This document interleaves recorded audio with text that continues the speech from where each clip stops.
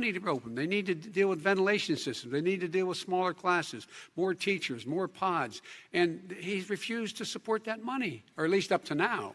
Let's talk about schools. President Trump, I think we have to respond, if I might. Please, and then I have a follow-up. Thank you, and I appreciate that.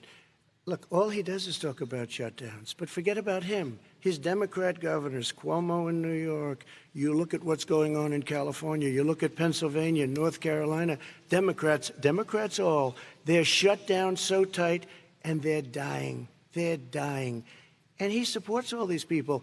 All he talks about is shutdowns. No, we're not going to shut down, and we have to open our schools. And it's like, as an example, I have a young son. He also tested positive. By the time I spoke to the doctor the second time, he was fine. It just went away. Young people, I guess it's their immune system. Let me follow up with you, President Trump. You've demanded schools open in person and insist they can do it safely. But just yesterday, Boston became the latest city to move its public school system entirely online after a coronavirus spike. What is your message to parents who worry that sending their children to school will endanger not only their kids, but also their teachers and families? I want to open the schools. The transmittal rate to the teachers is very small, but I want to open the schools. We have to open our country. We're not going to have a country. You can't do this. We can't keep this country closed. This is a massive country with a massive economy. People are losing their jobs. They're committing suicide. There's depression, alcohol, drugs at a level that nobody's ever seen before. There's abuse, tremendous abuse. We have to open our country. You know, I've said it often. The cure cannot be worse than the problem itself. And that's what's happening. And he wants to close down. He'll close down the country if one person in our massive bureaucracy says we should close it down. Vice President Biden, your response. Simply not true. We ought to be able to walk and chew gum at the same time. We ought to be able to safely open, but when they need resources to open. You need to be able to, for example, if you're going to open a business, have social distancing within the business. You need to have, if you have a restaurant, you need to have plexiglass dividers so people cannot infect one another. You need to be in a position where you can take testing rapidly and know whether a person is, in fact, infected. You need to be able to trace. You need to be able to provide all the resources that are needed to do this. And that is not inconsistent with saying that we're going to make sure that we open safely. And by the way, all you teachers out there, not that many of you are going to die, so don't worry about it. Come on.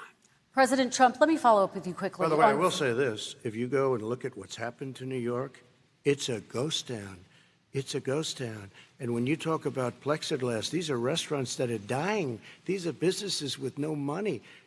Putting up plexiglass is unbelievably expensive, and it's not the answer. I mean, you're going to sit there in a cubicle wrapped around with plastic.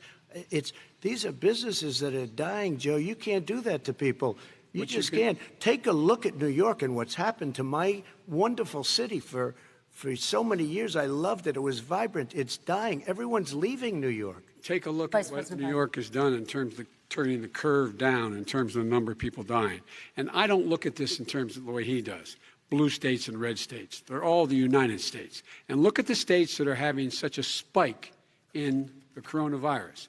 They're the red states. They're the states in the Midwest. They're the states in the upper Midwest. That's where the spike is occurring significantly. But they're all Americans. They're all Americans. And what we have to do is say, wear these masks, number one. Make sure we get the help that the businesses need that has money's already been passed to do that. It's been out there since the beginning of the summer, and nothing's happened.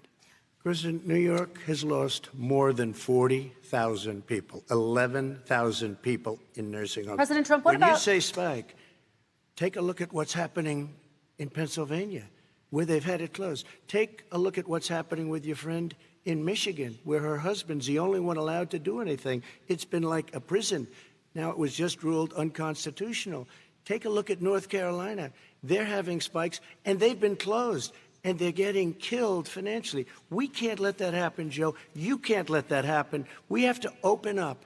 And we understand the disease. We have to protect our seniors. We have to protect our elderly. We have to protect especially our seniors with heart problems and diabetes problems. And we will protect them. We have the best testing in the world by far. That's why we have so many cases. Let me follow up with you before we move on to our next section. President Trump, this week you called Dr. Anthony Fauci, the nation's best-known infectious disease expert, quote, a disaster. You described him and other medical experts as, quote, idiots. If you're not listening to them, who are you listening to as you fight this? I'm listening to all of them, including Anthony. I get along very well with Anthony. But he did say, don't wear masks. He did say, as you know, this is not going to be a problem. I think he's a Democrat, but that's okay. He said, this is not going to be a problem.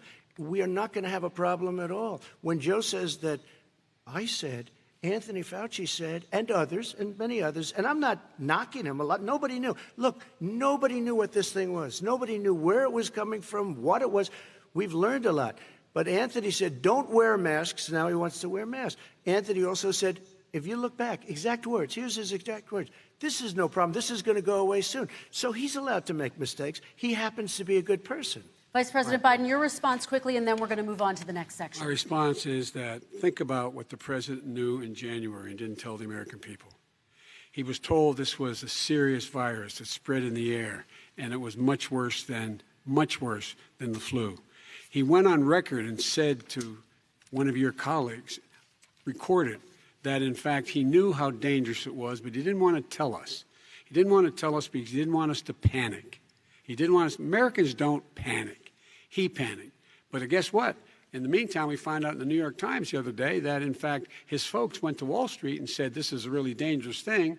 And a memo out of that meeting, not from his administration, but from some of the brokers, said sell short because we got to get moving.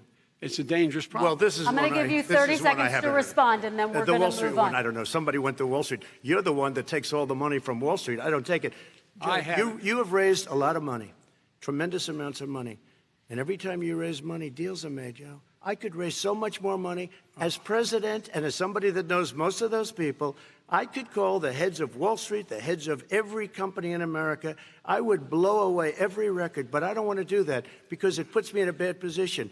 And then you bring up Wall Street. You shouldn't be bringing up Wall Street because you're the one that takes the money from Wall Street, not me. I could blow away your records that, like you wouldn't believe. We don't need money. We have plenty of money. In fact, we beat Hillary Clinton with a tiny fraction of the money that she was able to. All right, gentlemen, we're going to move on. Don't tell me about Wall Street. Average contribution, $43. All right, we're going to move on to our next section, which is national security. And I do want to start with the security of our elections and some breaking news from overnight. Just last night, top intelligence officials confirmed again that both Russia and Iran are working to influence this election. Both countries have obtained U.S. voter registration information, these officials say, and Iran sent intimidating messages to Florida voters. This question goes to you, Mr. Vice President. What would you do to put an end to this threat? You have 2 minutes uninterrupted. I made it clear, and I ask everyone else to take the pledge. I made it clear that any country, no matter who it is, that interferes in American elections will pay a price. They will pay a price. And it's been overwhelmingly clear this election, I won't even get into the last one, this election, that Russia has been involved, China has been involved to some degree, and now we learn that Iran is involved. They will pay a price if I'm elected. They're interfering with American sovereignty. That's what's going on right now. They're interfering with American sovereignty. And to the best of my knowledge, I don't think the president said anything to Putin about it. I don't think he's stalking them a lot. I don't think he said a word. I don't know why he hadn't said a word to Putin about it. And I don't know what he has recently said, if anything, to the Iranians. My guess is he'd probably be more outspoken with regard to the Iranians. But the point is this, folks. We are in a situation where we have foreign countries trying to interfere in the outcome of our election. His own national security advisor told him that what is happening with his buddy, I will. His buddy, Rudy Giuliani, he's being used as a Russian pawn. He's being fed information that is Russian, that is not true. And then what happens? Nothing happens. And then you find out that everything that's going on here about Russia is wanting to make sure that I do not get elected the next president of the United States because they know I know them and they know me. I don't understand why this president is unwilling to take on Putin when he's actually paying bounties to kill American soldiers in Afghanistan, when he's engaged in activities that are trying to destabilize all of NATO. I don't know why he doesn't do it, but it's worth asking the question, why isn't that being done? Any country that interferes with us will, in fact, pay a price because they're affecting our sovereignty. President Trump, same question to you. Let me ask the question. You're going to have 2 minutes to respond. For 2 elections in a row now, there has been substantial interference from foreign adversaries. What would you do in your next term to put an end to this? 2 minutes uninterrupted. Well, let me respond to the first part, as Joe answered. Joe got $3.5 million from Russia, and it came through Putin because he was very friendly with the former mayor of Moscow, and it was the mayor of Moscow's wife. And you got $3.5 million. Your family got $3.5 million. And you know, someday you're going to have to explain, why did you get 3.5? I never got any money from Russia. I don't get money from Russia. Now, about your thing last night, I knew all about that. And through John Ratcliffe, who is fantastic, DNI, he said, the one thing that's common to both of them, they both want you to lose, because there has been nobody tougher to Russia.